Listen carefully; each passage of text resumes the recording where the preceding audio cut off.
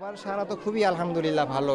যখন এখানে কোরবানির জন্য কেনা হয়েছিল ৭০০ কেজি ওজনের এক বিশাল ষাঁড়।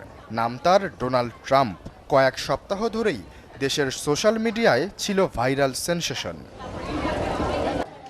কিন্তু জবাইয়ের ঠিক আগ মুহূর্তে খোদ সরকারের উচ্চপদস্থদের হস্তক্ষেপে কোরবানির ছুরি থেকে বেঁচে গেল সেটি। এরপর রীতিমতো ঝড় আন্তর্জাতিক মহলে। বাংলাদেশের একটি ষাঁড়ের খবর এখন শুধু দেশের ভেতরেই সীমাবদ্ধ নেই, রীতিমতো তোলপাড় ফেলে দিয়েছে বিশ্ব মিডিয়ায়। ইউরোপ থেকে যুক্তরাষ্ট্র, তুরস্ক থেকে অস্ট্রেলিয়া, কানাডা সব দেশের গণমাধ্যমেই জায়গা করে নিয়েছে ঢাকার এই ট্রাম্প বাফেলো।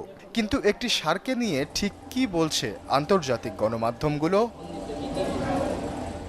বিশ্বখ্যাত নিউজ এজেন্সি রয়টার্স বলছে খ্যাতি বাঁচিয়েছে ষাঁড়টিকে।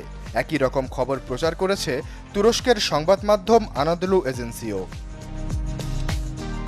যুক্তরাজ্যের স্কাই নিউজ এবং স্কাই নিউজ অস্ট্রেলিয়ার খবরে বলা হয়েছে সোশ্যাল মিডিয়ায় এই ষাঁড়টি নিয়ে মানুষের উন্মাদনা এতই বেড়ে গিয়েছিল যে শেষ মুহূর্তে নিরাপত্তাজনিত কারণ দেখিয়ে একে কোরবানির হাত থেকে বাঁচানো হয়। একই কথা উঠে এসেছে কানাডার শীর্ষস্থানীয় সংবাদ মাধ্যম ইয়াহু নিউজ কানাডার প্রতিবেদনেও। তবে পশ্চিমা মিডিয়াগুলো খবরটি প্রচার করছে দারুণ সব মজাদার শিরোনামে।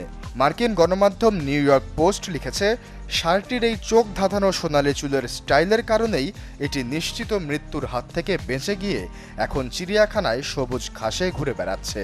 অন্যদিকে ফরাসি গণমাধ্যম ফ্রান্স 24 ষাঁড়টির চুলের স্টাইলকে ট্রাম্পের আইকনিক স্ট্রবেরি ব্লন্ড হেয়ার স্টাইলের সাথে তুলনা করেছে।